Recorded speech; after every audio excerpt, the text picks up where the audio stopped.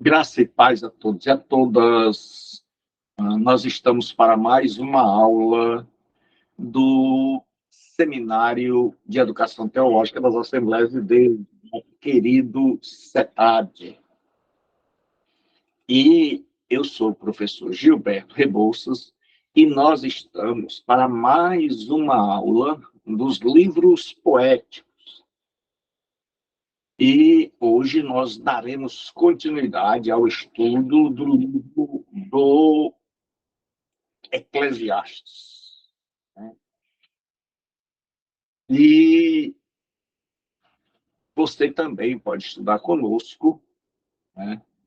Pelo WhatsApp, você faz a sua matrícula e estuda conosco. Né? O número para que você possa se matricular é 85, que é aqui de Fortaleza, Ceará, 89380246. Então, hoje nós vamos direto para a nossa disciplina.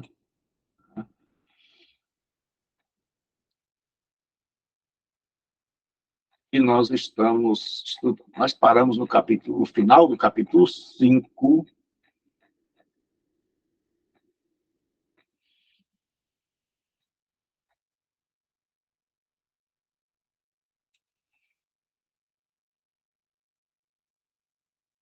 Senhor Jailson.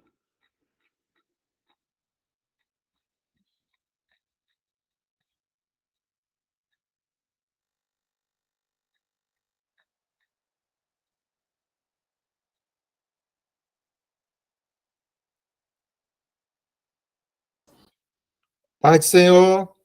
Pai do Senhor, meu filho. Como é que está, Eloá? Lá está uma bênção, pela glória de Deus.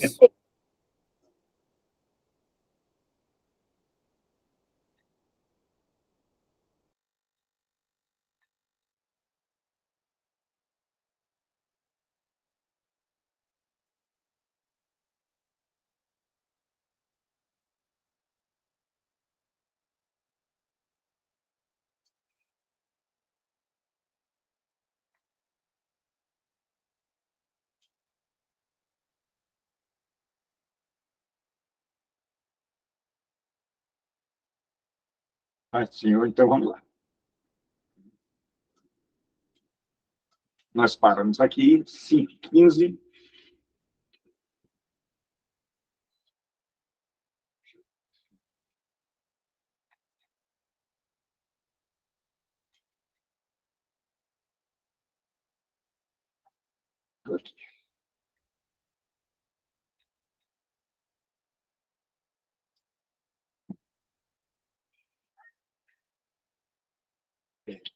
Então, vamos lá. Quem ama o dinheiro nunca terá o suficiente. Quem ama a riqueza nunca ficará satisfeito com o lucro. Isso também é ilusão. Quando os bens se multiplicam, multiplicam-se também os que os consomem. Que proveito tem o seu dono, a não ser contemplá-los com os olhos? Senhor nosso Deus e Pai, nós te damos graças, te damos louvor, te damos honra. Pedimos a tua direção, a saúde, pedimos a tua proteção, pedimos a tua iluminação e inspiração para que possamos ministrar a tua palavra, aprendermos, ensinarmos, em nome de Jesus Cristo, teu Filho. É o que pedimos e oramos. Amém. Então, nós vamos ver aqui o grande problema chamado de avareza. É a insatisfação crônica do avarento. Ou seja, quem tem e quem ama o dinheiro nunca terá o suficiente. E ele diz, num paralelismo sinônimo, né, ele muda dinheiro, em cima, na linha de cima ele coloca dinheiro, nunca terá o suficiente, na linha de baixo ele coloca a riqueza, nunca ficará satisfeito com o lucro. Então, Paulo já abordou esse tema, né, dizendo, tendo com que nos vestir e o que comer, estejamos com isso contente, porque os que querem ficar ricos atraem para si desgraça, destruição. Então, ele diz, isso também é ilusão. Quando os bens se multiplicam, diz ele, também se multiplicam os que os consomem, ou seja, ter mais boca para comer. Onde há muita carne, tem muita boca para comer, tem os parasitas que se encostam. Tem quando a pessoa é pobre, geralmente ela é abandonada, mas quando ela tem recursos, quando ela pode oferecer às pessoas diversão, prazer, então ela tem amigo que nem sequer conhece. Ela tem amigo que ela nem sequer sabe o nome de tanta gente que se apresenta para usufruir. Então, o Correlete, né, o nosso pregador aqui, ele está dizendo que quando se multiplica a riqueza, também se multiplicam aqueles que se achegam a nós por interesse. E ele diz que as pessoas acabam desfrutando mais do que propriamente quem tem. E qual é o proveito? Ele diz assim, que proveito tem o seu dono, a não ser de contemplá-lo com seus olhos? Ele diz, a pessoa só olha para o iate, só olha para a mansão, só olha para a piscina. Mas quem acaba usufruindo, na verdade, né, dos bens, são aqueles que se encostam no rio. Então ele diz três coisas. Primeiro, a medida do ter nunca enche. Nunca o avarento, aquele que ama a riqueza, o dinheiro nunca estará satisfeito. Depois ele nos diz que quando se multiplicam as riquezas, quando nós temos muito, nós também adquirimos muita gente para devorar aquilo que é nosso, para se beneficiar daquela suficiência que nós temos. Pessoas que não se importam conosco, mas com aquilo que nós temos. E aí ele termina dizendo que o único recurso, a única bênção da pessoa é olhar para a piscina, olhar para a mansão, mas usufruir mesmo ele não tem tempo, porque está trabalhando para ou adquirir ou manter aquilo que já tem. Aí agora nós vamos ver o preço exigido pela riqueza. Né? Tudo tem o seu preço. Ele diz assim, o sono do trabalhador é doce. Quer coma pouco, quer coma muito. Mas a fartura do rico não o deixa dormir.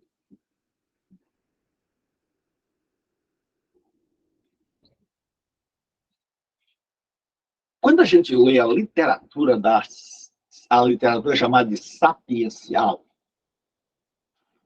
geralmente a gente tem que atentar para um detalhe. É que nem sempre aquilo que está sendo dito é norma, sem exceção. Ou seja, existem exceções, mas que aquilo ali que está sendo ensinado é o que se aproxima, é o que mais perto está de uma vida abençoada. Então ele diz assim, o sono do trabalhador é doce, mas a fartura do rico não deixa dormir. E aqui essa fartura do rico tem uma ambiguidade na língua hebraica, que é melhor deixar essa ambiguidade da língua hebraica. Problema com o que é, primeiro, a fartura do rico, que tem sido interpretada como o cuidado, a preocupação, mas também os estudiosos hoje, um pouco mais profundos, eles têm nos dito que não somente a preocupação, mas a questão do ter comido demais. E os estudiosos acham melhor a gente deixar essa dupla interpretação, que a pessoa não dorme de noite por causa das preocupações. Quer dizer, não quer dizer que ela não durma nunca, que ela seja um zumbi, mas que ela tem dificuldade, tem problema de insônia, principalmente por ter comido demais. E como naquela época a comida era muito pesada, muito gordurosa, então a pessoa tinha problemas para dormir. Então nós temos duas coisas. Primeiro, as preocupações. Depois, porque a pessoa comia demais, comia em demasia, né? Então aquilo ali dava problemas na hora do sono. Aí ele diz assim, há um grande mal que vi debaixo do sol. Nós já vimos que isso é uma nota característica. Vi debaixo do sol quer dizer do ponto de vista meramente humano. Riquezas que foram guardadas por seu dono para sua própria infelicidade.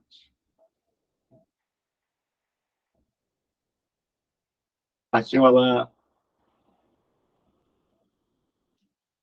se as riquezas dele se perdem no infortúnio, não deixará nada para o filho que lhe nascer. Então a pessoa amontoou,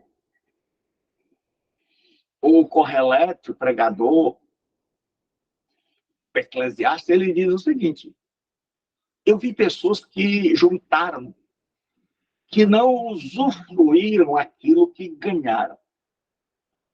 E elas juntaram muito. Mas ele diz o seguinte, se as riquezas dele se perdem no infortúnio, ele nos ensina que ela não levou em conta que a vida ela tem momentos, como nós vimos no capítulo 3, de guerra, de paz, de ganhar, de perder. E que no infortúnio, no negócio mal feito, num empreendimento que não deu certo, em jogo ou em tantas outras coisas, nos diz que aquela pessoa que juntou tanto, que guardou há tanto tempo, que comeu o simples, ele guardou aquele dinheiro, mas o infortúnio pode levar tudo. E aí ele disse, as riquezas dele se perdem no infortúnio. O que acontece com aquele homem que juntou a vida inteira e que pensou, colocou sua certeza, sua garantia naquele patrimônio que tinha, como Jesus contou a história, a parábola do rico insensato, que disse, hoje à noite pedirão a tua alma. Aí ele diz, não deixará nada para o filho que ele nascer. Então, alguns estudiosos dizem que ainda tinha uma criança na história. Que ele juntou tanto, mas perdeu tudo no meio do caminho, numa destas voltas que a vida dá, e nada deixou para a sua posteridade. Então ele diz também, isso é loucura. Aí ele vem continuando, e agora vai nos dizer que a nossa partida, a morte, nós já vimos que o horizonte do Correlete, do pregador, do Eclesiastes, de Salomão, tendo a vida debaixo do sol. E tendo a vida debaixo do sol, da perspectiva humana, o fim dela é a morte. Pastor Gilberto, Oi? posso fazer uma pergunta? Claro, eu amo perguntas. Pronto, não, quando ele diz aí tudo isto é loucura, né? Uhum. Com relação ao que aconteceu com esse rico, o que ele quer dizer assim, com tudo isso é loucura? Ah, é porque é uma expressão que ele está usando, né? Eu estou usando a Almeida século XXI. Ela tem uma tradução um pouco mais renovada, revisada. Então, ela vem um pouco diferente das outras. Acredita-se que dentro de pouco tempo essa Bíblia será mais usada no meio evangélico. Então, o que, que acontece? Nas traduções mais antigas, diz o seguinte, que a loucura é correr atrás do vento, né? É vaidade. Ou seja, aquele homem estava fazendo uma loucura na cabeça, na perspectiva dele, dizendo o seguinte, é como se ele dissesse assim, olha, pessoal, vou mostrar para vocês uma loucura, uma vaidade. Uma pessoa que correu atrás do vento. Aí ele diz o seguinte, imaginem um homem que passa a vida trabalhando duro e juntou riquezas. Adquiriu, ele conseguiu, mas ele as guardou. Essas riquezas ficaram amontoadas e ele foi só guardando, guardando. Então ele não usufruiu disso. E ele diz, agora imagine que veio o infortúnio por uma razão dessas que acontecem na vida, ele perdeu tudo. Né? Ele não contava com o infortúnio, ele não colocou na sua lista o infortúnio. A fé dele estava nas riquezas. E aí, de repente, veio o infortúnio e levou todos os seus bens. Então, ele não tem o que deixar para o seu filho. Então, ele diz, uma vida assim, onde eu apostei todas as fichas na riqueza como sendo a garantia, foi levada pelo infortúnio. Ele disse, isso é agir de forma louca. Deu para entender, Farid? Deu, é porque essa tradução está bem diferente, né, da Ara, É, por exemplo, que a Ara, ela diz assim, ó, se tais riquezas se perdem por qualquer má aventura, ao isso. filho que gerou, nada lhe fica na mão. E quando fala que má aventura, assim, dá a entender que ele foi se aventurar em coisas erradas e perdeu É. tudo, né? Uhum. Por Entendeu? isso Mas que tá totalmente né, diferente dessa tradução que o senhor está usando aí. nessa tradução que você está usando, é melhor. Porque má aventura era negócio. Aí era negócios, Era. Né? Então ele pegou tudo aquilo ali e má aventura. talvez com a intenção de ganhar mais, né? Se Ele apostou aventurou, tudo. né?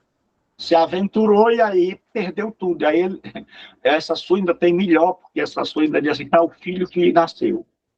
Então esse se aventurou aqui, ou má aventura, no sentido de de Esse fazer negócio errado. negócios, né? Negócio errado Negócios. que ele não contava, Deu né? Achava que sempre ia ganhar mais. isso. A gente viu isso muito acontecer na pandemia, né? É verdade, Fabiano. Então, o Né? livro de Amém. Eclesiastes é tremendo, rapaz. Eu queria estudar um monte de tempo, porque esse livro é tremendo. Então, vamos lá. Ele diz assim, que a partida, ou seja, a morte, será igual à chegada a este mundo. Paulo já disse isso. Né? Aí ele diz, como saiu nu do ventre da sua mãe, assim também se irá. Alexandre o Grande já deu ordens para que, quando ele morresse, sua mão fosse colocada fora do caixão aberto, para que as pessoas vissem que nada trouxe e nada levou. E Paulo já disse, né? Provavelmente Paulo tinha esse texto em mente quando ele disse, nada trouxemos a este mundo e nada dele vamos levar. Então ele está argumentando, está argumentando, e Jó também disse isso. Jó, Paulo e agora o Eclesiastes. Isso também é um grande mal. Assim como o homem vem, assim se vai. E que proveito terá por ter trabalhado para o vento? Ou seja, o tema da riqueza ainda está. A pessoa confiou na riqueza. Confiou que o seu futuro estava garantido. Mas aí ele diz, olha, ele trabalhou para o vento. Por quê? Porque não vai levar nada. Outro vai desfrutar. Aí diz assim, e por haver passado todos os teus dias nas trevas, a palavra trevas, ela pode ser usada no sentido literal, de escuridão, ou pode ser usada no sentido de cobertura da pessoa, escurecimento, ou até de proteção. Mas aí ele diz assim, os dias nas trevas, com que tanto sofrimento, doenças e aborrecimento. Ele diz o seguinte, ó, esse homem é rico, conquistou riqueza, mas ele esqueceu que ele veio com capital nenhum, nu, e que ele se vai sem levar nada. E aí ele argumenta. Lembremos mais uma vez que o Correlete, o pregador aqui, ele está argumentando o seguinte: qual é o sentido da vida? O que faz a vida ter sentido? Sentido duradouro.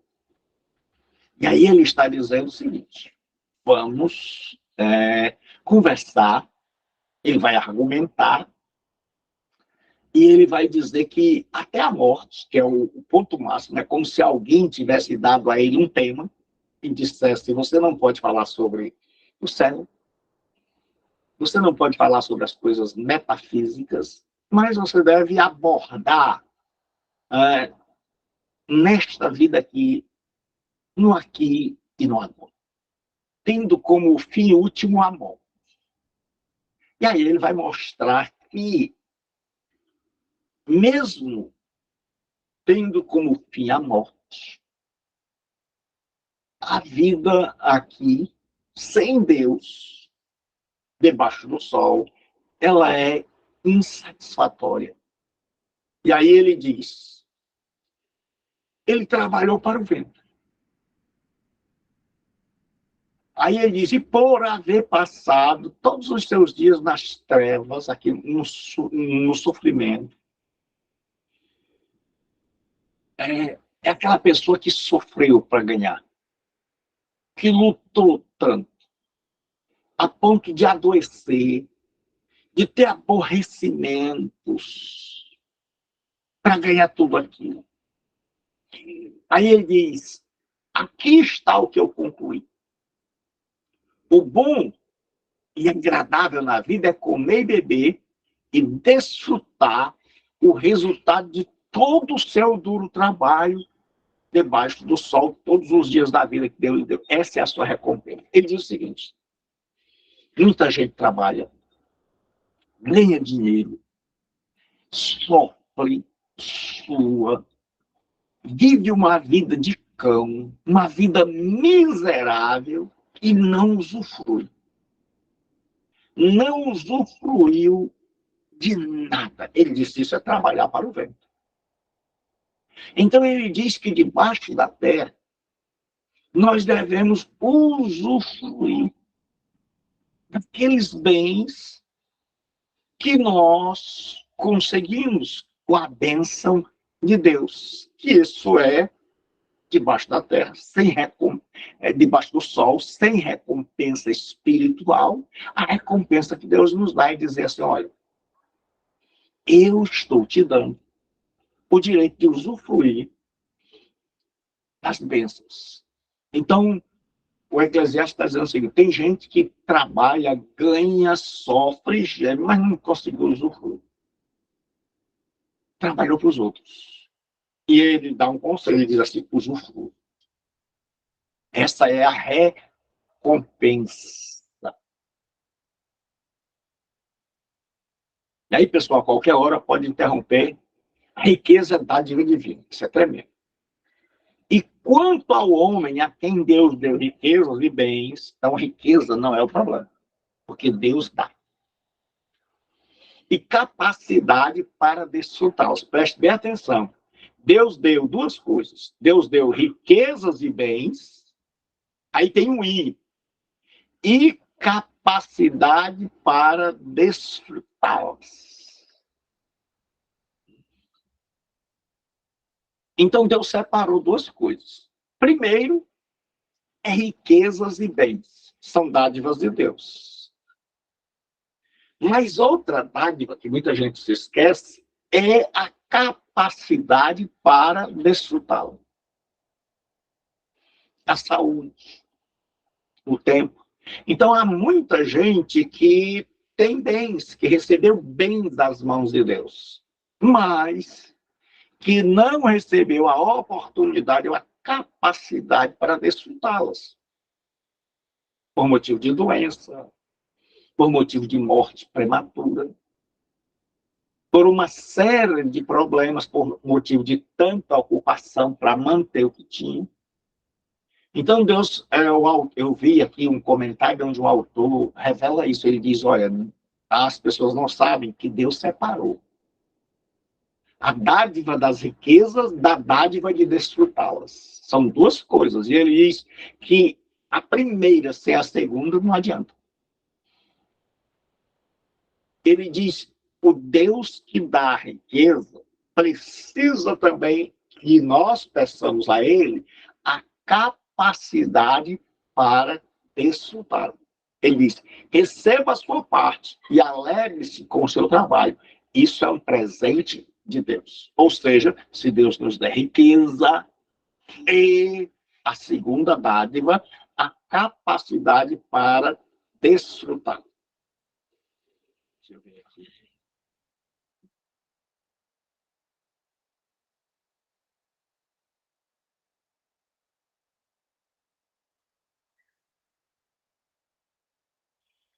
Correlete oferece dois princípios importantes para viver bem. O primeiro é reconhecer as coisas boas regularmente aparecem ao nosso redor como presentes que vêm de Deus. A segunda é desfrutar esses dons quando eles vierem, em vez de adiar o gozo para algum tempo futuro. E acho que eu coloquei lá embaixo o texto que diz que Deus separou. Então, vamos lá. As riquezas não garantem a felicidade. Então, o tema ainda é o mesmo de hoje. Nada novo debaixo do sol. As pessoas continuam acreditando que ter uma fartura, que ter muitos bens, garante. Geralmente a gente usa a frase garantir o futuro. Então, fazer o pé de meia. Então, tem frases assim que fazem do... O jogador geralmente usa, rapaz, eu fui jogar na Arábia para fazer o pé de meia. Então ele diz assim, observei ainda. Então, geralmente esse verbo observar nos ajuda nas delimitações. Outro mal debaixo do sol que pesa muito sobre o homem. Deus dá riquezas, bens e honra ao homem de maneira que nada lhe falta de tudo quanto deseja. No entanto, Deus não permite que ele desfrute de nada. Foi aqui que eu coloquei.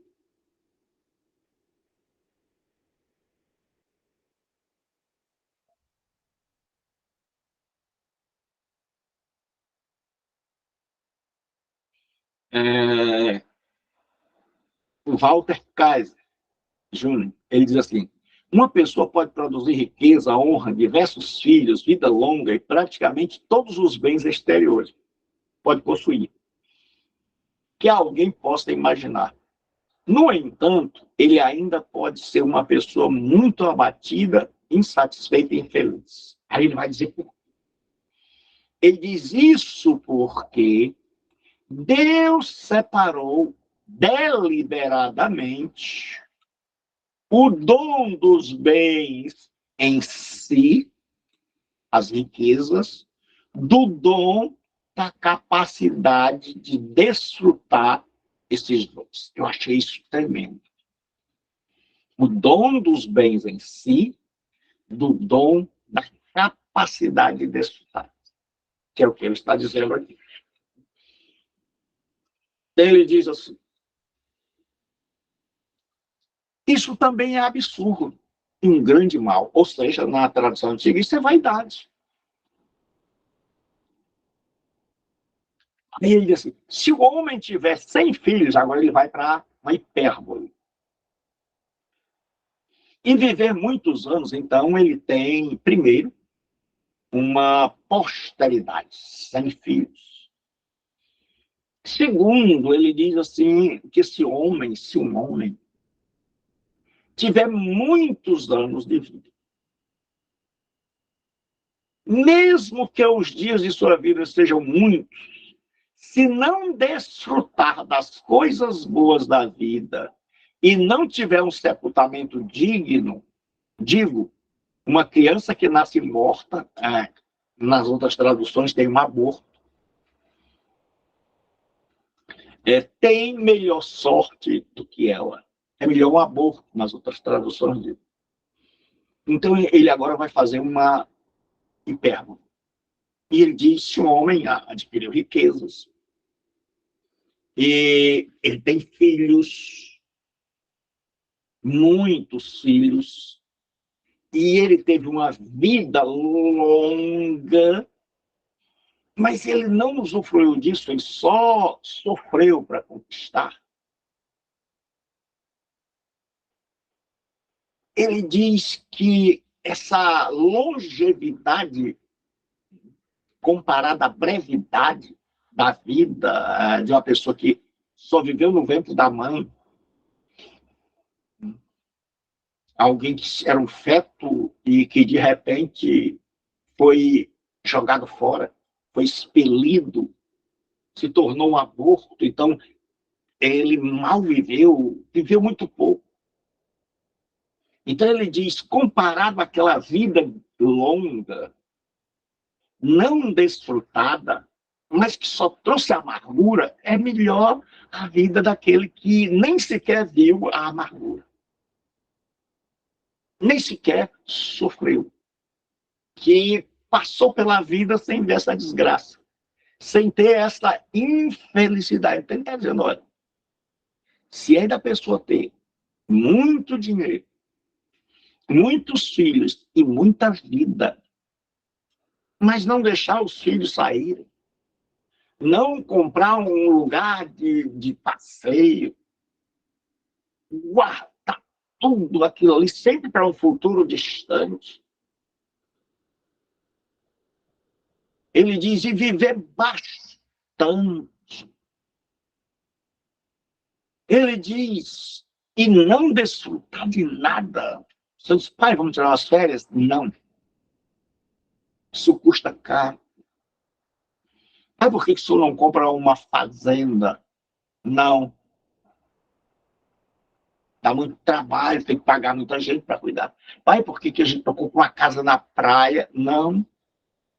Ele disse, olha, uma vida dessa, onde a pessoa só trabalhou porque o dinheiro se tornou ídolo.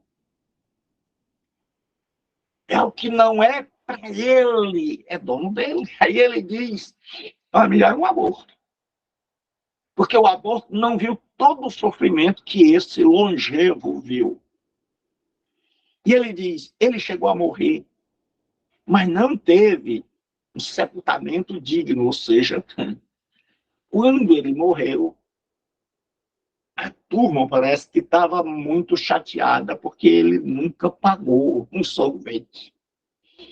Porque apesar de ter muito dinheiro, nunca levou a turma para comer uma pizza. Nunca levou a turma para um restaurante, nunca foi num rodízio. E aí o que acontece? Ele não teve um sepultamento decente, que era uma coisa muito prestigiada no mundo do judaísmo. Então, o Eclesiastes, o Correlete, vai dizer, olha, melhor é um aborto. Ele está dizendo, essa vida foi gastada de forma errada. inutilmente. Aí ele diz assim, Pastor ela Gilberto, nasce em... Oi? com base nesse texto aí, o Bispo Macedo diz que apoia o aborto. Você já viu já ele comentando esse texto? É porque, o que acontece? Ele apoia o aborto não por causa desse texto. Ele apoia o aborto porque ele já é a favor do aborto. Né? Mas eu não gostaria de falar dele, né? Vou falar do texto. Esse texto é um texto de vida debaixo do sol. E o que o Correlete está dizendo, o assunto aqui não é aborto. Então, o grande problema das pessoas é não saber qual é o assunto que está sendo tratado. Então, vamos lá, que tomara que vocês entendam qual é o assunto que está sendo tratado. Então, qual é o assunto que está sendo tratado aqui? Riqueza. Riqueza como garantia de felicidade. E ele vai fazer agora um contraste. Um contraste entre uma vida longa de um velho rico e uma vida curtíssima, a menor que ele poderia escolher, de uma criança que morreu ainda no ventre, que viveu por algum tempo. Então, o grande problema aqui não é o aborto, mas é o contraste entre a vida longa e a vida curta. Deu para entender até aqui, Fabiano? Deu sim, tô entendendo. Então, o que ele está falando? Ele tem que pegar ele pegou uma vida longa, então tem que pegar a mais curta possível. Então, ele está nos dizendo o seguinte, ó, esse que guardou, que fez do dinheiro seu Deus, que não usufruiu, esse só sofreu na vida. O viver tanto dele não trouxe nenhum benefício, pelo contrário, só trouxe caos, sofrimento, dor. E aí Salomão diz assim, agora vamos comparar nesse sentido de sofrer menos, que é o que ele está falando aqui. E aí eu vou perguntar para vocês, quem sofre menos? Uma pessoa que viveu muitos anos até envelhecer, mas que não usufruiu nada da vida, ou alguém que mal foi gerado e já morreu?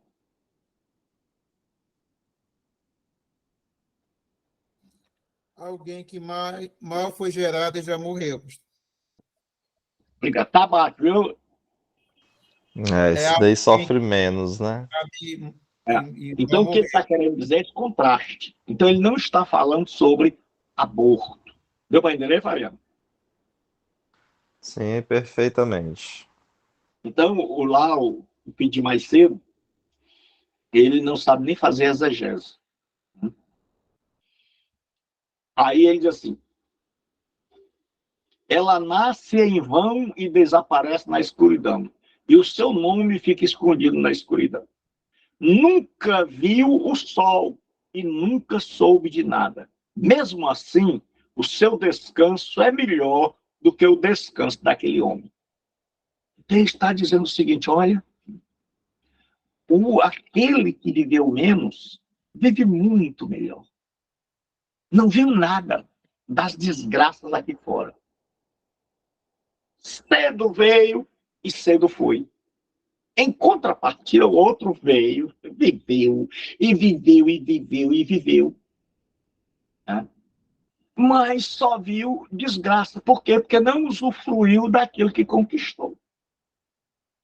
E aí ele diz assim, De que lhe valeria viver 2000 anos? Prestem bem atenção. A questão é tempo, a questão é temporal. De que lhe valeria viver 2000 anos sem desfrutar de nada? Está perguntando, de que adianta aquela criança que sofreu um aborto, que não viveu muito, de que adianta ela chegar e viver 2000 anos? É claro que isso aqui é uma hipérbole. E não desfrutar de nada. Eles não vão todos para o mesmo lugar, ou seja, para a sepultura. Então, para onde vai o que viveu pouco e para onde vai o que viveu muito?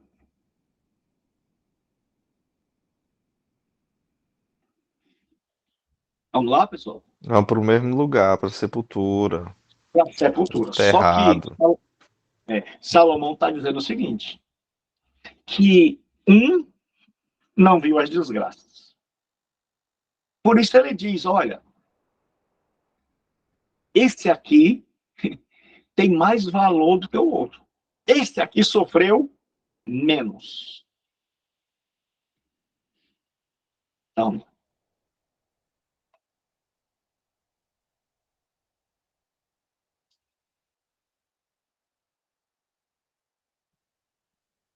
agora ele vai dizer o seguinte, pessoal, vocês estão preocupados em ganhar tanto, em acumular, e vou dizer para vocês que moderação não faz mal a ninguém.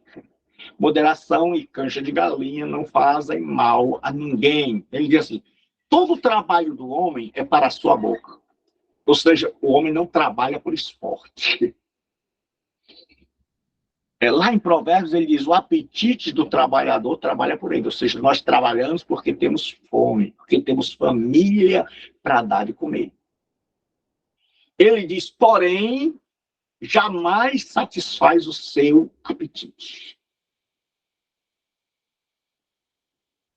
Ele diz, olha, o homem trabalha para comer, mas todo dia tem que trabalhar de novo, porque todo dia tem que comer de novo, porque vem fome.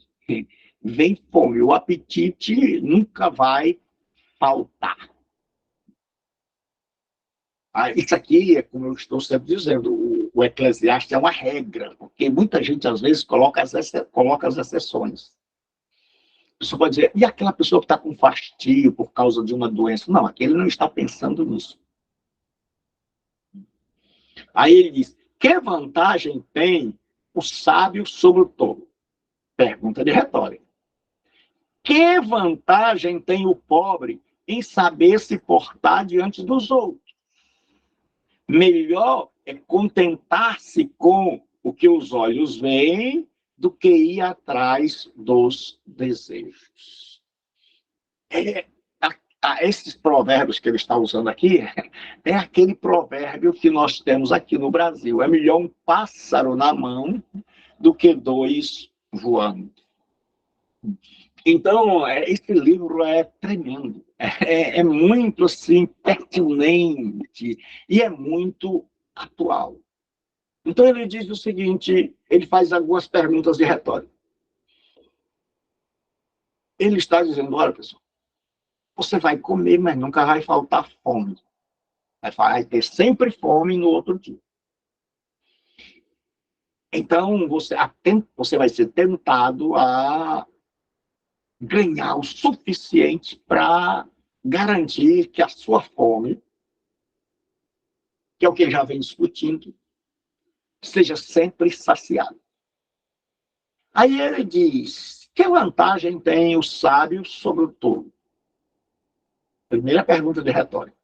Segunda, que vantagem tem o pobre em saber se portar diante dos outros? Aí ele diz, olha, será que essas coisas aqui vão garantir o sentido da vida? Vão fazer diferença se a gente continua na mesma pegada de eu sei, eu sou sábio, eu estudo porque eu quero enriquecer. Eu, eu procuro me dar bem com todos, é, não falar nada, virar um ser anônimo para não magoar ninguém, concordar com gregos e troianos para que eu me dê bem, mas eu estou atrás de ganhar dinheiro. Então, eu estou concordando com todo mundo. Ele diz assim, você está tentando fazer igual aquele mordomo que disse, olha, eu vou perdoar a dívida desses para quando eu for colocado fora, que eu me arranje na casa de outra pessoa. Então, com essas duas perguntas, ele está dizendo isso. Ele está dizendo, olha, a fome nunca vai acabar, nós vamos estar sempre com apetite, e a resposta, a tentação é que a gente tente, que isso é do ser humano, ganhar o suficiente para que não falte água, energia, comida, roupa, aquilo que a gente precisa. E aí ele diz o seguinte, pessoal, nós vamos continuar. Aí ele diz, que vantagem tem o sábio sobre o tolo? Ele diz, se é para continuar na mesma pegada, qual é a vantagem que tem entre aquele que tem PhD e aquele que viveu na ociosidade, que está lá no botequim, no boteco agora?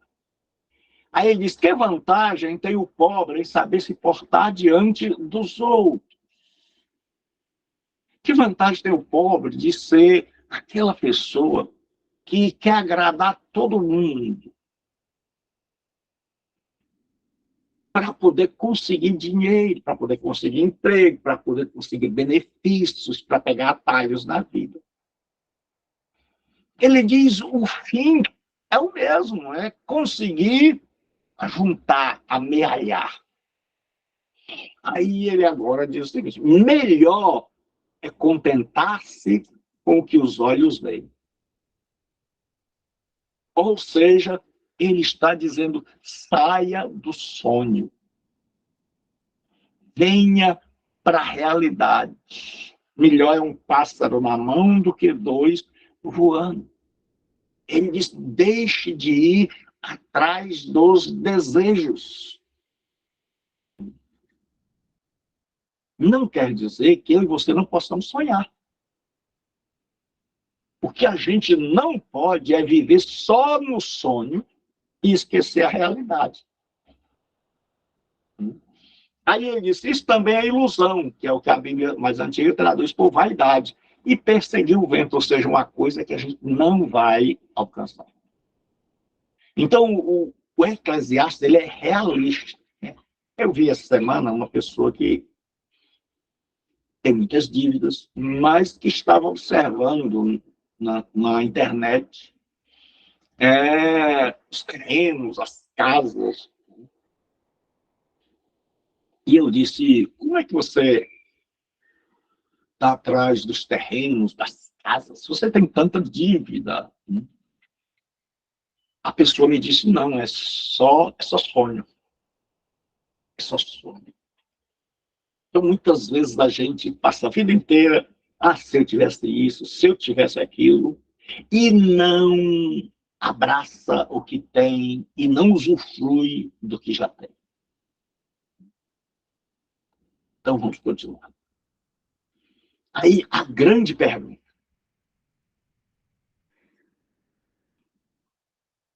Quem sabe o que é bom para o homem nesta vida? Agora ele vai fazer essa pergunta. Ele começou sem falar em Deus, e agora ele já vai começando a introduzir a pessoa de Deus na história.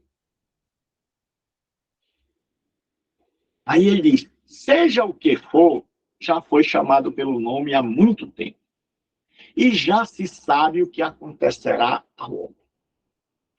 Ninguém pode lutar contra alguém mais forte, que é Deus. Então, ele disse que Deus já designou os tempos, as situações que essas coisas vêm, e que nós não podemos lutar contra esse Deus que é mais forte. Então, ele começa a argumentar de que quem sabe o que é melhor para o homem é aquele que é mais forte do que ele.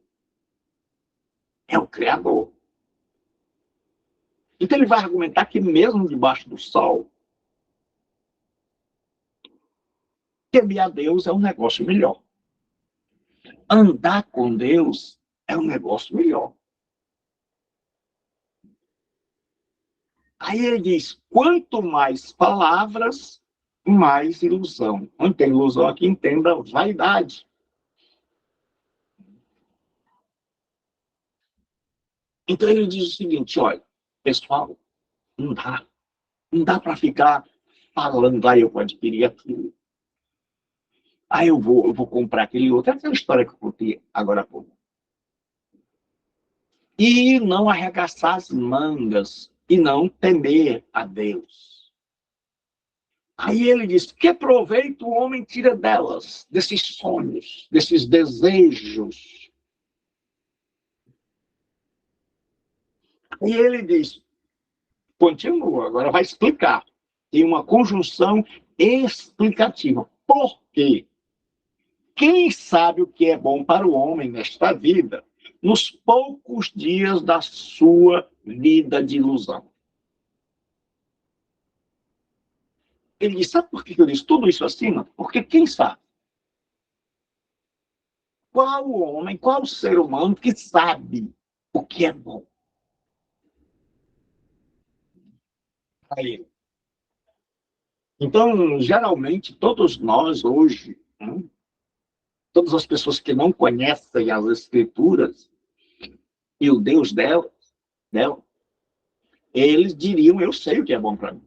E nós geralmente dizemos, só eu sei o que é bom para mim, não. O pregador aqui, o Correlete, ele vai dizer que quem sabe o que é bom para o homem nesta vida, nos poucos dias da sua vida de ilusão, de vaidade. Ou seja, essa vida passa rápido. Agora eu fiz 60 anos. Ontem foi a comemoração, sábado eu fiz 60 anos. Passa rápido, voa. Aí ele diz que se vai como uma sombra. Então, naquela época, era um lugar de muito sol. Então, uma sombra era algo gostosíssimo.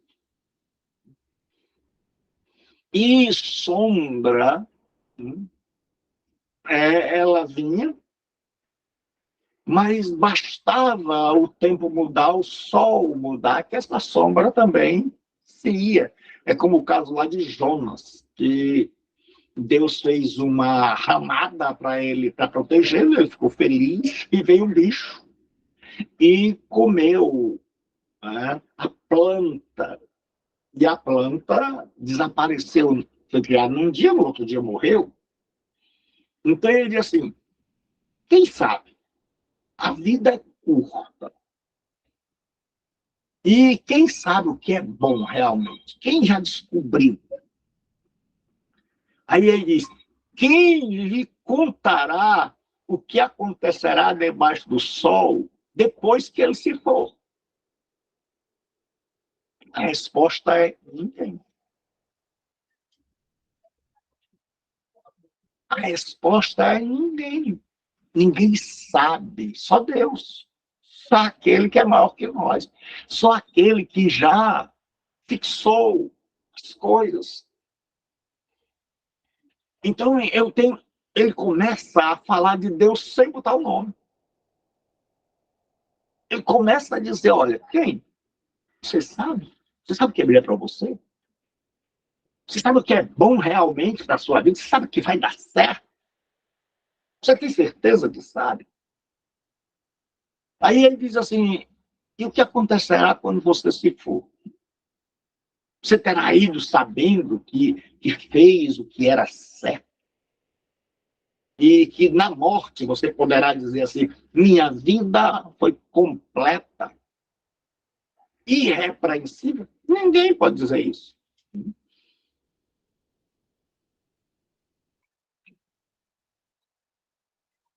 Então, agora, vai para a segunda parte do Eclesiastes.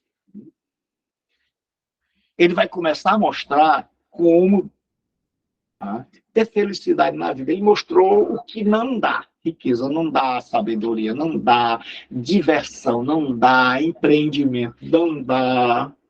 Né? A natureza parece que está firme, nós parecemos que estamos sem firmeza alguma. A vida é uma eterna mesmice, uma geração vai, a outra vem, o rio corre para o mar, o vento vai e volta, o sol se põe, o sol nasce. E aí agora, do capítulo 7 ao capítulo 12, ele vai começar a mostrar uma diretriz divina para se ter uma vida abençoada. Então ele vai falar da felicidade de achar o significado da vida com Deus, né? O valor da formação do bom caráter, no capítulo 7. Aí nós vamos ver as situações que forjam o caráter. Então, todos nós nascemos com uma personalidade. Mas o caráter vem em branco. O caráter do grego era uma marca de ferrar boi, animal.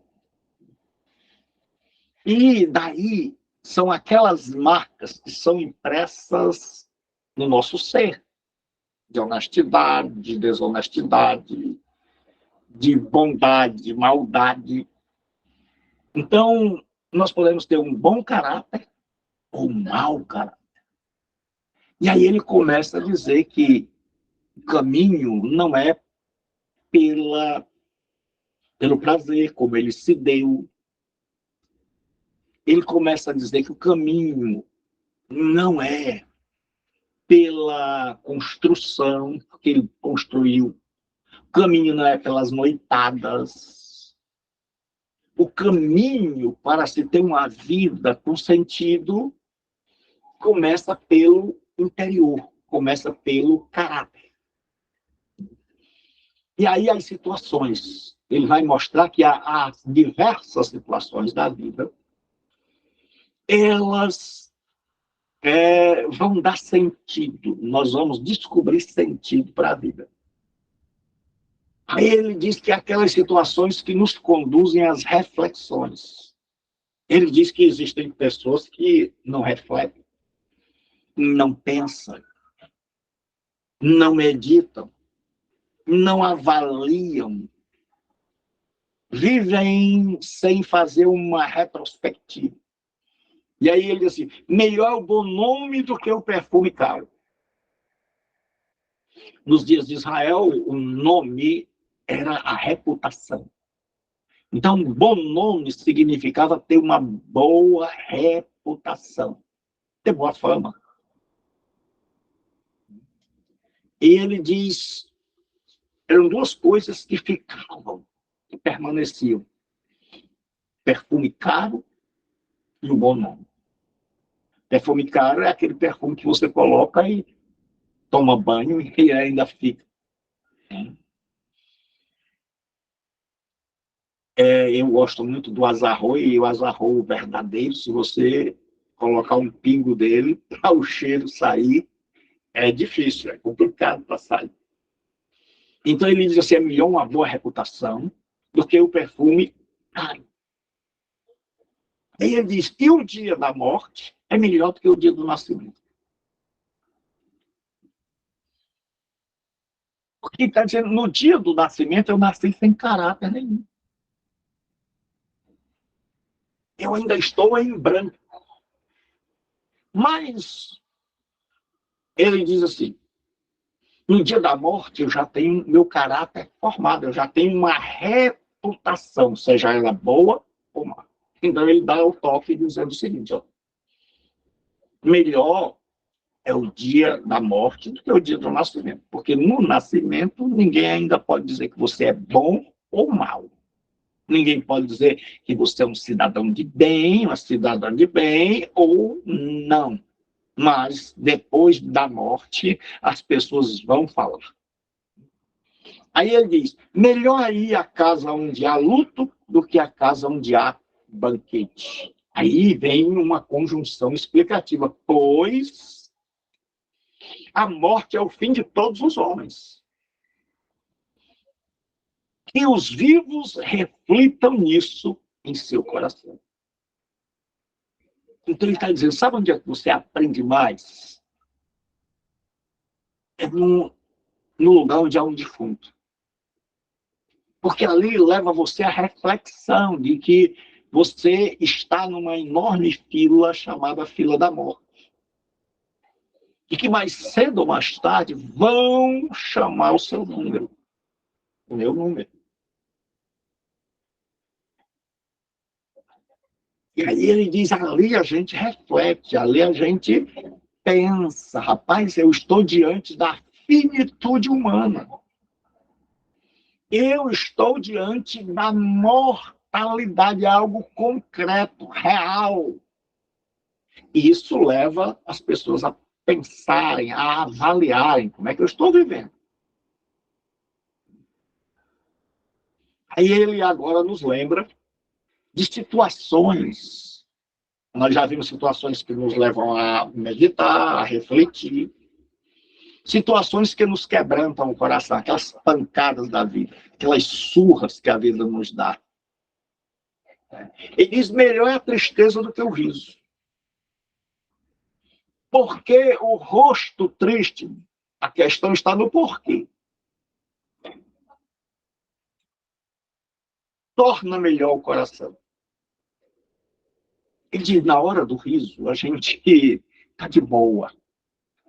A gente está bem. Então, mudar não está na conta, não entra. Está tudo bem. Ele diz, mas a tristeza faz com que a gente seja mais humilde, que a gente ouça mais e fale menos, que o nosso coração fique mais humilde. E aí ele diz, o coração dos sábios está na casa onde há luz. Ele diz, se a pessoa é sábia, o pensamento dela está lá, a reflexão dela está lá. Isso, mais o coração dos tolos na casa da alegria. Ou seja, ele diz, o tolo está na festa. O tolo está desfilando na vida como se nunca fosse morrer. Está nem aí. Está cantando com o Zeca Pagodinho, deixa a vida me levar. Vida leva eu. Ele disse, mas o sábio não. Isso vai mudar o caráter da pessoa. Situações onde somos confrontados. Essas são as mais difíceis. Então, a dor, ela amolece o coração. Ela nos torna mais receptíveis. Mas ele diz que a dor, que aqueles momentos onde a pessoa chega e nos confronta, onde nós somos confrontados, o negócio aí, ele diz que transforma o nosso caráter. Porque nós temos duas atitudes, ou ouvir e mudar, ou reagir e não aceitar e brigar. E tudo isso vai, se a gente, a resposta que a gente dá ao confronto é o indicador do nosso caráter. Vou repetir, a resposta que nós damos ao confronto é o indicador de se o nosso caráter vai bem ou vai mal. Aí ele diz, melhor é ouvir a repreensão do sábio do que a canção dos tolos. Um negócio sério, ele está dizendo, olha, melhor é alguém que é sábio, experiente, que chegou para nos repreender, do que a gente ouvir aqueles amigos que estão ali cantando e brincando de viver. Aí ele disse, o riso do tolo é como o estalo dos espinhos debaixo da panela. É um absurdo. É vaidade. No mundo antigo, se pegava os espinhos, como madeira era pouca, muito deserto. Então, se pegava os espinhos, também por sua combustibilidade, não difícil, o poder combustível, de combustão, de queimar fácil. Então, se pegava os espinhos e se colocava debaixo da panela para cozinhar a comida. E aquele espinho pegava muito rápido e ficava estalando à medida em que ia sendo consumido pelo fogo. Mas aquilo que parecia um foguedo, aquilo que parecia fogos, né, o estalado dos espinhos debaixo da panela, era com fogo de papel. Passava rápido. Então, ele está dizendo ao riso do tolo, é como, então, para quem viveu naquela época, sabe, rapaz, a alegria da pessoa que não reflete, a alegria do deixa a vida me levar, é como um espinho debaixo da panela. Vai fazer um barulho, mas é um barulho que passa rápido. De fato, ele diz assim, a opressão transtorna o sábio em tudo. Isso aí, Fabiano. É fogo de palha. Pastor Gilberto. Diga, bem. Não só lembrei aqui da citação de Paulo lá em 1 Coríntios 11:19, onde ele diz assim, o senhor falando aí sobre o caráter, né? Paulo diz, todavia se faz necessário que haja divergências entre vós, para que os aprovados se tornem conhecidos em vosso meio. Isso. Né? Isso. Ou seja, é a resposta que a gente dá, né? As divergências que mostram quem é aprovado, quem não é. Isso aí. Aí ele diz assim, é um texto que eu acho interessante, ele assim, de fato a opressão transforma o sábio em tolo. Então ele diz, pessoal, uma vida de opressão, num país opressivo, num lar opressivo, num estado opressivo, faz o sábio virar um doido. Isso é o que diz lá em Deuteronômio já, que a opressão faz o sábio endoidecer. Um dia eu estava no trabalho e eu estava conversando com uma pessoa não crente que me ouvia bastante. E chegou e uma pessoa lá tinha dado uma sugestão do nosso trabalho para o patrão, que era desconstituir a empresa. E aí chegou um crente daqueles do reteté, e eu tinha o crente do reteté, quando eu estava lá com o descrente, na minha sala, chegou essa pessoa, entre aspas, muito crente, e quando soube da situação que ficaria a empresa, se aquela decisão fosse tomada, ele disse, ela quer, aí disse um palavrão com todos nós. Ela quer F, tracinhos, asterisco, jogo da velha, com todos nós.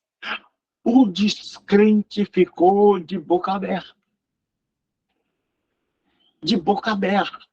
Assim, como quem diz, pastor, é o fulano mesmo que está dizendo esse palavrão assim, do nada. Esse que todo dia tem visão, todo dia tinha uma revelação. Aí eu disse para ele, meu filho, é porque a Bíblia diz que a opressão faz o sábio endoidecer. Então, naquela hora, aquele irmão não segurou as pontas. A opressão, o medo de ficar desempregado, o medo da família passar fome, mexeu com a cabeça dele, que ele disse o impensável. Ele não pensou no que disse. E aquele descrente, até hoje, quando me vê, ele diz, pastor, não esqueça aquela história do senhor, aquele texto que o senhor disse na Bíblia, que a opressão faz o sábio endoidecer. Então, aqui ele está citando Deuteronômio. Aí ele diz assim, e o suborno corrompe o coração. Ele diz, se você tem caráter, tem cuidado. Por quê? Porque a opressão pode transformar você numa pessoa de caráter duvidoso. E se você aceitar suborno, que sempre foi muito comum olhar a mão do outro, corrompe o coração. Está dizendo, olha, um apartamento, esse negócio de dar uma propina, isso corrompe. A pessoa se acostuma e vai achando normal. Aí ele diz assim, melhor é o fim de uma coisa do que o seu início. Melhor é o paciente do que o arrogante. Então ele diz, melhor é o fim do que o início. É muito melhor quando você termina uma casa do que quando você vai começar. Aí ele diz, assim como o fim é melhor que o início, o paciente, ele está dizendo, nesse mundo, nós precisamos ter paciência. Faz parte do nosso caráter. Ele diz, porque a gente corre o risco de ser arrogante. Alguma pergunta? Pastor Gilberto, tem algum tipo de paralelismo aí nesse texto? Estava dando uma olhada aqui. Uhum. Se tem aí algum tipo de paralelismo. Deixa eu só ver. Melhor é o fim de uma coisa do que o início. Não. Existe o paralelismo aqui, Pronto. chama-se... É porque esse paralelismo aqui é o que a gente... Isso aqui é um complemento. Ele diz assim, melhor o fim de uma coisa do que o seu início. Aí é o chamado paralelismo completivo. Né? Aí diz assim, melhor, que é o que completa o raciocínio. Ele diz, melhor é o paciente do que o arrogante. Normalmente, quando as pessoas vão fazer algo, né? Sem sabedoria, vão com arrogância. E depois vê como é que é, né? A dificuldade, meu amigo. A luta. Então, outra coisa que vai mostrar o caráter da gente, as respostas, as situações que exigem respostas sábias. As situações que existem respostas sábias. Então, ele já mostrou que a vida é cheia de situações. É uma ondulação, é como uma onda. Né? É como um mar que ora está manso. Né? E ele diz, tem tempo de juntar pedra, tem tempo de atirar pedra, tem que matar, tem que morrer, tem que amar, tem que odiar. Então, a vida é feita de diversas circunstâncias, que ora tão boas, ora tão más. Aí ele vai dizer que nós precisamos dar respostas a essas circunstâncias. E que a resposta que nós damos vai fortalecer, forjar o nosso caráter, para o bem ou para o mal. Aí ele diz, não te ires depressa no teu espírito, porque a ira se aloja no íntimo dos tolos. Então a primeira coisa que ele diz é, olha, você vai ser tentado a se irar. Todos os dias, em todas as horas, vai ter alguém, vai ter alguma situação, seja em casa, no trânsito, no trabalho, onde você, por causa da opressão, por causa de ver tanta maldade, tanto suborno, tanta corrupção, então você corre o risco de ser uma pessoa e está como uma panela fervente. Ele diz, olha, a ira é algo do tolo. Então não se ire depressa. Né? Não te ires depressa no teu espírito. Ele não está dizendo que uma pessoa temente a Deus não se ira. Ele está dizendo não se ire depressa. Não seja pavio curto. E a segunda coisa que ele diz assim, não digas porque os dias passados foram melhores do que hoje. Porque essa pergunta não vem da sabedoria. Ele está dizendo, ó, não avalie o dia que ainda nem começou. Não diga assim, rapaz, olha, antigamente era melhor. Se você ainda nem sequer viu o que vai acontecer. O que vai mudar, o que vai piorar. Não fique preso ao passado e esqueça de viver o presente. Não diga assim, no meu tempo as coisas tinham. Homem era homem, mulher era mulher. E era melhor. Ele diz, mas quem pode garantir de que, mesmo com essas tribulações que são impostas a nós, com esses governos sem temor a Deus, quem foi que disse que isso não vai servir para fortalecer as nossas convicções e o nosso caráter? Aí ele diz assim, a sabedoria é tão boa como a herança e beneficia aqueles que veem o sol. Porque a sabedoria serve de defesa, assim como o dinheiro serve de defesa. Mas a vantagem da sabedoria é que ela preserva a vida de quem a possui. Ele está dizendo que existem duas coisas que você pode se escudar. Duas coisas que você pode usar como proteção. Uma é o dinheiro. Pode usar para a tua defesa, para garantir o teu sucesso, para garantir a tua vida boa. Ele diz outra é a sabedoria. Aí ele diz, mas o grande problema é que o dinheiro vai embora. A sabedoria, não. Então ele diz, não faça a escolha errada, não aposte suas fichas na opção errada. Aí o 7, de 13 a 14, diz assim, considera as obras de Deus. Agora ele começa a falar em Deus. Agora ele vai devagarinho. Quem poderá endireitar o que ele fez torto? Qual é a resposta? Ninguém. Alegra-te no dia da prosperidade, mas no dia da adversidade, considera. Então ele está dizendo, olha, você lembra que eu já disse que a vida é como um mar? Que tem ano que é maravilhoso, tem ano que é terrível. Tem ano que é bom, tem ano que é mau.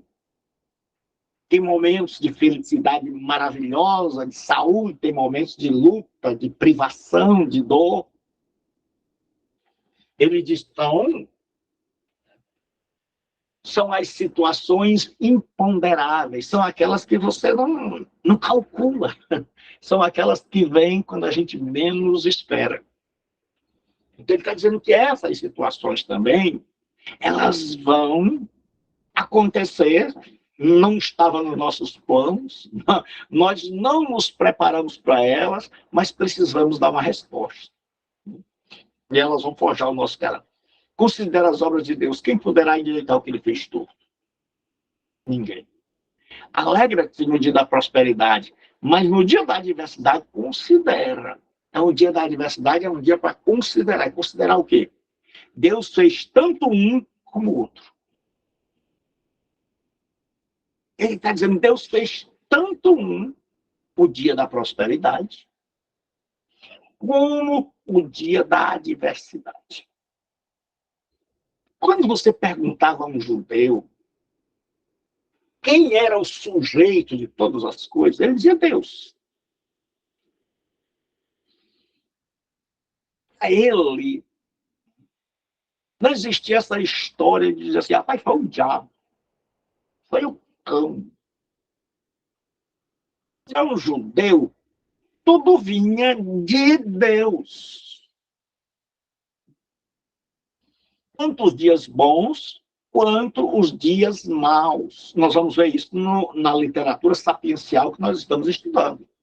Jó diz, Deus me deu, Deus tomou, bendito seja o nome do Senhor. Então ele diz assim, considere que Deus fez um e fez o outro. Para que o homem não descubra nada do que virá depois. Ou seja, eu não sei como será o futuro.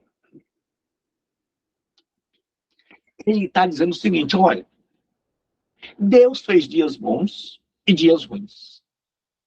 Então eu e você não sabemos como será o amanhã. Tem até o samba que diz, como será o amanhã? Então, o poeta já dizia isso. Então, Deus já diz. Eu não sei, você não sabe como será o amanhã.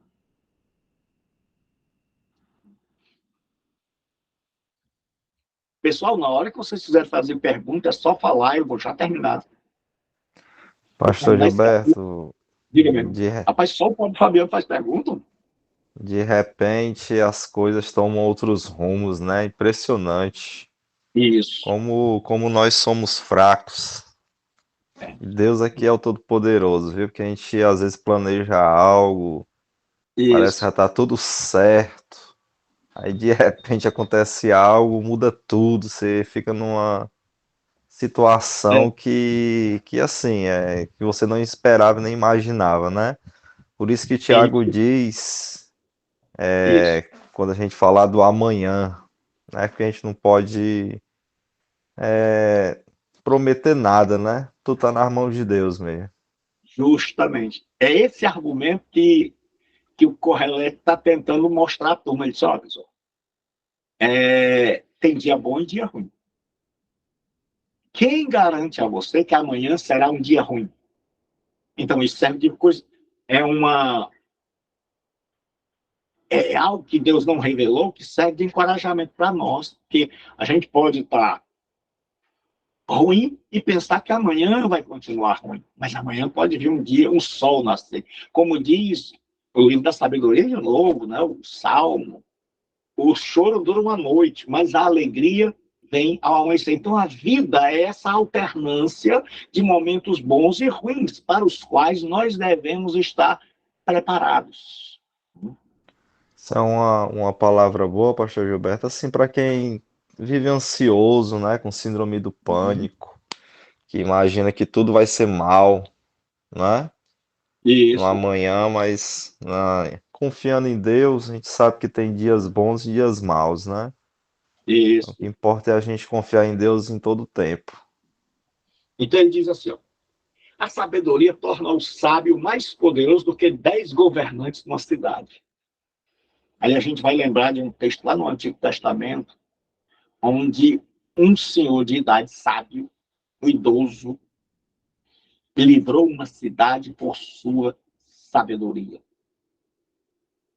E aí ele diz o seguinte, pois não há um só homem justo sobre a terra que faça o bem e nunca peque.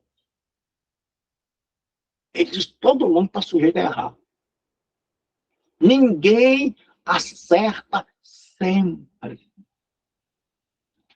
Ninguém faz tudo do jeito que era para ser feito. Nem de nós. Pode dizer, com exceção de Jesus. Assim, rapaz, eu nunca errei. Eu olhei para trás e nunca pequei. E nunca fiz nada errado. Todos os passos que eu dei na minha vida foram passos maravilhosos. Todos nós temos um passado que precisa ser revisitado. E nessa revisitação nós vamos descobrir quanto nós erramos. Porque nos faltou sabedoria. E aí ele diz, não escute todas as palavras. Eclesiastes. Ele diz assim, que se dizem, para que não venhas a ouvir o teu servo criticar-te. Em outra tradução, diz amaldiçoar. Ele diz, olha, você que anda atrás de saber tudo que o povo pensa, a última. Você que está interessado em saber o que o povo quer saber, de o que o povo anda falando a seu respeito. Tenha cuidado. Você que tem aquele costume de ouvir atrás da porta. Você que está interessado, preocupado com o que as pessoas dizem a seu respeito, tenha cuidado, porque você pode sair atrás do teu escravo e ouvir ele dizendo que você vai para o inferno, que você é um péssimo patrão, que você é a pior pessoa do mundo. Tem coisas que é melhor não querer saber. Aí ele diz assim, pois tu sabes também que muitas vezes criticaste a outro. Ele diz, você já fez isso. Você já criticou outras. Você não só elogiou, você criticou. Então, não espere só aplausos. Então, nesses imponderáveis da vida, você é amado, você é odiado. Você é querido, você é rejeitado. E fazendo um parêntese aqui, né? Quinta-feira, ninguém pode perder a nossa reunião, que a pauta será a conclusão do curso e a entrega de certificados. Né? Então, quinta-feira, às 21 horas, para você que vai ouvir aí pelo YouTube, vai assistir a aula pelo YouTube. Então, não esqueça de estar conosco na quinta-feira, onde nós vamos mostrar, porque tem muita gente me mandando mensagens. Né? O senhor vai me dar o diploma este ano, meu irmão? Eu não dou diploma, você conquista. Então, nós vamos chegar lá, nós vamos ter uma reunião esclarecedora. Já preparei todo o material para apresentar. Então, quinta-feira, não perca a reunião. Mas vamos terminar esse capítulo.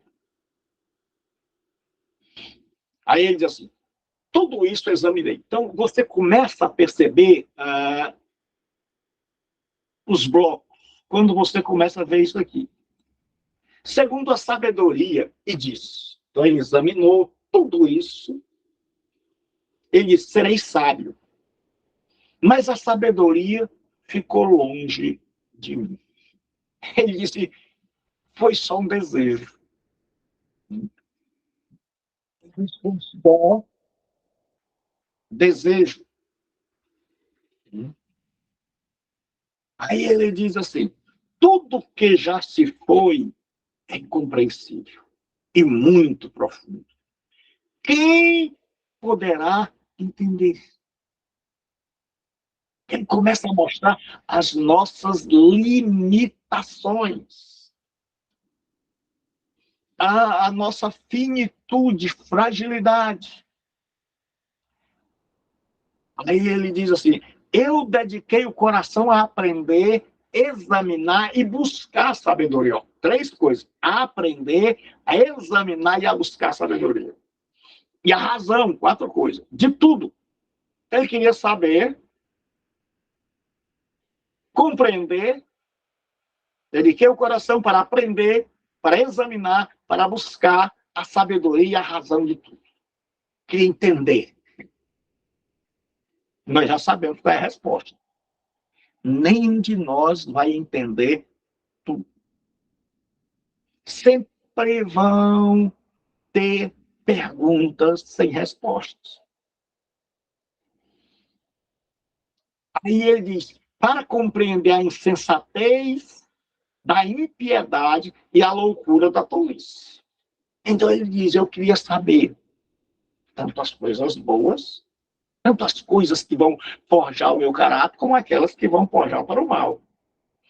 Aí ele diz que nessa busca dele, nessa peregrinação intelectual, espiritual, ele diz, descobri uma coisa mais amarga do que a morte. Aí, muitas vezes, Salomão é acusado de misógino, que é de ter ódio, aversão às mulheres. Mas ele não está falando de mulher, mas de um tipo de mulher e talvez da personificação da maldade, que é muito comum. Lá em Provérbios, quando ele fala da mulher virtuosa, na verdade, ele está falando da sabedoria e não de uma mulher. Então ele diz assim,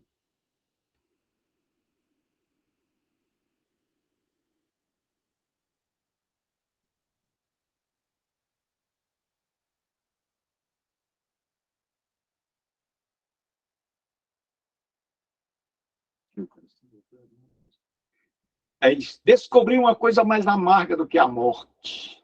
A mulher que serve de laços, cujo coração é armadilha e cujas mãos são correntes.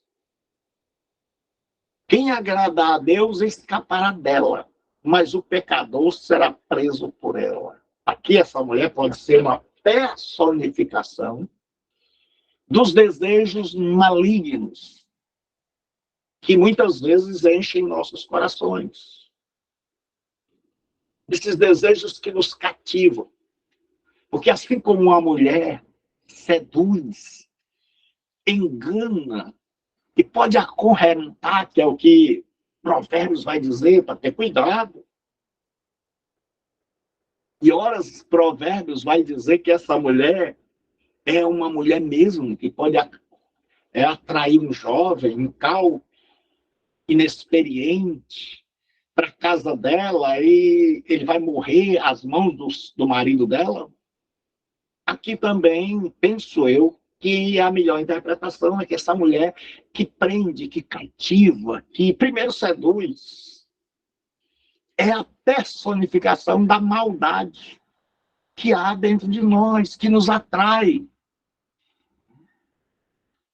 Tiago, o pastor Gilberto, fala da cobiça que atrai e seduz, né? Uhum. Engravida como uma mulher, né? Isso. Aí ele diz assim, depois uma coisa mais amarga, a mulher cujo coração é armadilha e cujas mãos são correntes. Então, existem duas interpretações. Uma é que a mulher má, outra é que essa mulher é a personificação daquilo que falou o irmão Fabiano.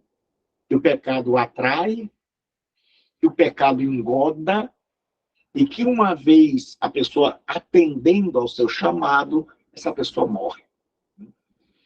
Então ele diz assim, quem agradar a Deus escapará dela, mas o pecador será preso por ela. É bom manter as duas interpretações. Aí ele diz assim, vede, diz o sábio, foi isto que descobri ao comparar uma coisa com a outra. E assim achar causa. Causa que ainda busco, mas não achei. Entre 1000 homens, achei apenas um justo. Mas entre todas as mulheres, não achei nenhuma. Esse é um texto complicado para muitos estudiosos. Porque um diz assim, achei um sábio. Outra tradução diz justo. Na verdade, o que ele está falando aqui não é da questão da quantidade. Porque alguns mais superficiais dizem assim, entre todos os homens, achei um. Aí muita gente diz assim, o próprio Salomão. E entre todas as mulheres. É que o pano de fundo é que no judaísmo as mulheres não eram educadas. O judeu dizia que era melhor rasgar a Torá do que ensiná-la a uma mulher. Então, quando o Correlete diz aqui, mas entre todas as que ele achou um, é que era raro encontrar uma pessoa sábia. E que podia ser que entre os homens tivesse um. Quem sabe ele estava se referindo a ele. Mas o que ele está dizendo é assim, ó, é possível no meio dos homens você encontrar alguém com um pouco de sabedoria. Mas entre as mulheres, não. Então, conhecendo o contexto de que a pobre da mulher, naquele contexto, não era instruída, então é compreensível isso aqui. Não, ele não está dizendo que as mulheres são ignorantes, que as mulheres são incapazes, que as mulheres não podem ocupar cargo. Não. Ele está dizendo, dentro do contexto dele, onde as mulheres não tinham acesso ao aprendizado e à cultura, onde elas viviam apenas para servir. Então ele diz que pode ser que entre os homens se encontre alguém, mas lá no meio das mulheres, não. Aí ele diz, o que eu descobri foi apenas isso. Na verdade, ele acaba não achando ninguém. Deus fez os homens justos, mas eles buscaram muitas complicações. Ele está dizendo, olha, quando Deus criou o homem, não criou um pecador. Criou com um coração reto. Criou programados para bondade. Mas esses homens, fazendo uso do seu livre-arbítrio, da sua livre agência, foram por caminhos tortuosos. Escolheram outros caminhos para os quais Deus não os havia chamado. E aí nós vamos parar por aqui. Semana que vem nós vamos ver o 8, o 9, o 10, por causa da hora. Então, alguma pergunta? Então, Deus abençoe a todos. Deus abençoe os irmãos. Pai do Senhor Jesus, pastor Gilberto, e a todos. Deus abençoe.